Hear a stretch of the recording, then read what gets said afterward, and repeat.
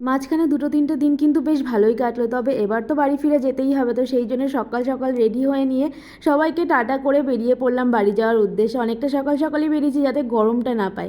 স্টেশনে এসে দেখি অনেকটাই ট্রেন আসতে লেট আছে, সেই জন্য খেয়ে নিলাম একটু চা। দেন ট্রেনে উঠে সকালবেলার প্রাকৃতিক সুন্দর পরিবেশ দেখতে দেখতে চলে আসলাম বনগাঁতে।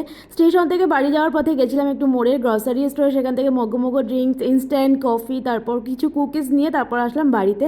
বাড়িতে এসে চেঞ্জ বেঞ্জ করে কিছু কাজ বাজ করে নিলাম, তারপরে করলাম ব্রেকফাস্ট। যেহেতু ওখান থেকে অনেক সকাল সকাল বেরিয়েছি সেই জন্য ব্রেকফাস্ট করতে পারিনি, বাড়ি এসেই করলাম। দেন স্নান করে বসলাম পুজো দিতে। আজকে যেহেতু সোমবার ছিল, আর সোমবারে তো আমার ভেজ থাকে, সেই জন্য আজকে ভেজ আইটেমের মধ্যে ছিল কিন্তু চিলি ইঁচড়, যেটা আমি আগে কখনো খাইনি, আজকে ফার্স্ট টাইম খেলাম, তো বেশ ভালো লাগলো। দেন সন্ধ্যাবেলা বেরিয়েছিলাম পড়াতে, পড়িয়ে বাড়ি ফেরার সময় গেছিলাম দিদির বাড়িতে সোনার সাথে দেখা করতে, যাকে একদিন থেকেই থাকতে পারি না, 2-3 দিন হয়ে গেল সোনার সাথে দেখা হয় না। তো ওকে গিয়ে বেশ ভালো করে আদর টাদর করে তারপর আসলাম বাড়িতে। তো আজকে সারাদিনটা এভাবেই কাটালাম। তোমাদের কেমন লাগলো জানিও, টাটা।